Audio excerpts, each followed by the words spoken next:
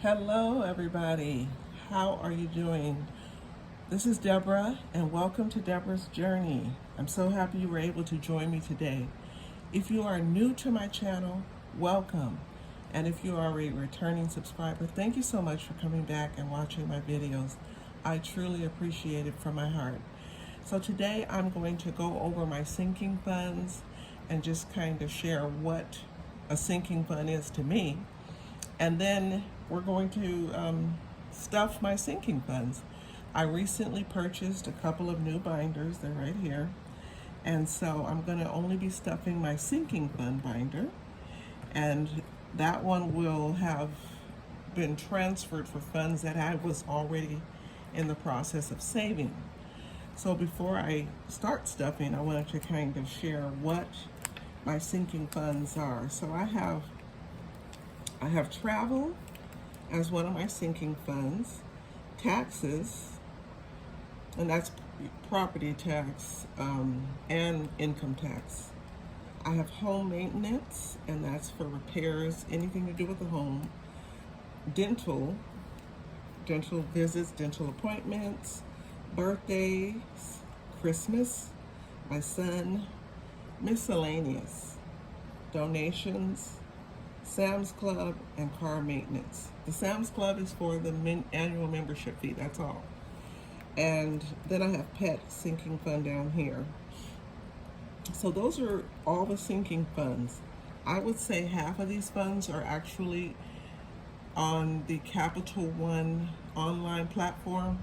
So I only have some of mine that are cash. The rest are online.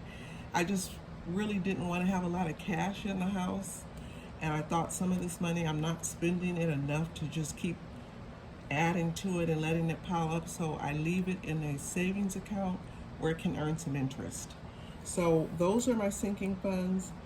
I use this because there are things that come up in everybody's life, and we all know it. And when you don't have a lot of money, or you're not good at managing money, a lot of times you don't realize that you need to set aside extra money for things. For example, your car's tags are going to be renewed once a year. At least out here in California, ours are renewed annually, and it's not cheap. It's pretty expensive. So having that money set aside is so important. And then also for birthdays or for Christmas, things that we know are coming up, but sometimes we're not prepared for them. So it's just a good way to focus on saving money as you budget throughout the year, and when those things come up, you have the funds to pay for it. Now, I always say you may not have 100% of the money, but having some of it is better than not having any. So I think it's important to always consider saving and saving for things in your life that you know you're going to be spending money on throughout the year. So that would be my advice. Use sinking funds. Even if you only have a few, I used to have a lot more, and I decided to really consolidate about 6 of them and put them into my miscellaneous, because it was, again, too much for me to manage. And so my miscellaneous is just for whatever else I don't have a sinking fund for. And so that's how I manage that. So my sinking funds, I have a binder now. I'm so happy, it's beautiful. I will keep my cash sinking funds in this binder. And then of course, if the cash sinking funds get to be too much, then I will deposit them into the account. So first thing, I open up my binder here, and I do have some gift cards I've already been saving. Those are for Christmas or birthdays, but I just set those aside. That's a nice tip. If you have extra money, buy some gift cards. You can always use those to give them as gifts to friends, family, or just to have them. You might just want to have a random act of kindness in your life where you want to give someone a nice little surprise. Keep a gift card or two handy. Those are perfect for that. So my sinking funds are comprised of, in this binder, Sam's Club, Pet Fund, that's for my pet, my son, I have birthdays, Christmas, miscellaneous money, and then the last one is donations. Donations, I don't share the amount of money I give. I don't believe in giving where everybody knows what you're doing. I like to do it in private because I'm a firm believer that blessings will come to you and in many forms. So donations, my giving, I don't share those amounts publicly. All right, so Sam's Club, let's go there. So I already had this money set aside for Sam's Club, so I'm going to be putting it back in the envelope. So I have 21, 2, 3, 4, 5, 6, 7, 8, 9, 30, 1, 2, 3, 4. So I have $34 that's going to go into my Sam's Club envelope. Moving on to Pet Fund.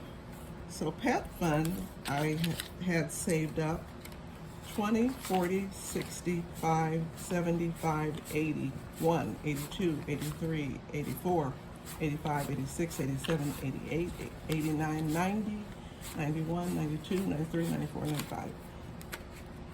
So $95 in my Pet Fund. My son, he just graduated from high school, so I spent a lot of money in his senior year. I mean, that's an expensive year. Just if you have a senior, you better make sure, or one that's coming up in the next couple of years, start saving money. That senior year is a very expensive year.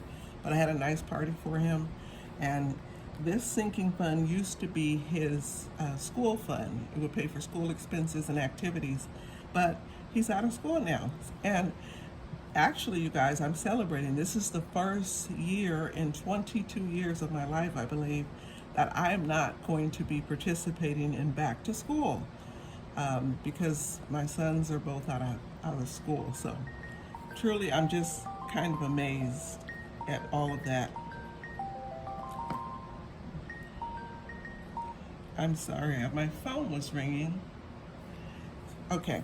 So I have in his account 10, 15, 20, 25, 26, 27, 28, 29, 30. That's $30 for his account. So that'll just be for just general expenses when he needs a little money, just a little bit here and there, then I'll have that for him. Okay, my next fund is birthday.